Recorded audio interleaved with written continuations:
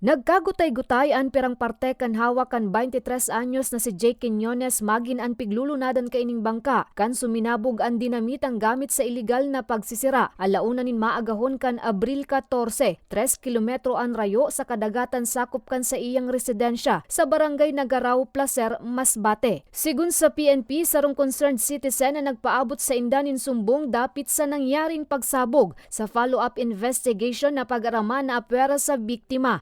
Iba man kay niyan duwang lalaking tugang asinan sa indang padre de pamilya. Nangyari ang insidente kan magpurbar subuot ang biktima na itapok ang kapot na dinamita na nasa laog nin sarong bote nin alak alagad basang nasa nang suminabog. Dead on the spot ang biktima mantang lugadan ang sa indang padre de pamilya asin sarupang kaibanan na tugang. Maswerteng dai man nalugadan ang minor de edad kaining tugang na iyo ang naghagad nin asistensya ngani maidara sa ospital ang sa iyang mga kapamilya.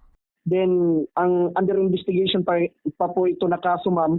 Yung bangka po nila, ma'am, ay tinurnover po namin muna sa Barangay Nagaraw, ma'am, for further investigation.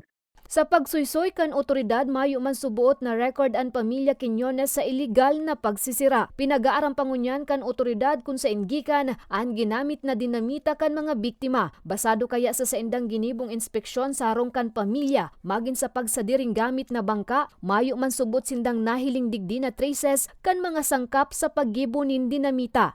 Ang panawagan po namin mula po sa Placer Municipal Station sa pangunguna po ni Police Major Malipot, pinapanawagan po namin sa mga fisher folks dito po sa bayan ng Placer is iwasan po natin yung paggamit ng mga illegal sa pangingisda po.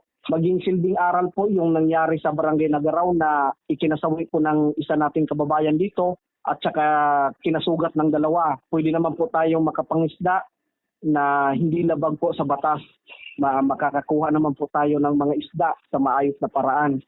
Tinawang doon man ni Neri na bakong rampante ang iligal na pagsisira sa saindang banwaan. Sa ngunyan, nakapatente na sa saindang residensya si Quiñones.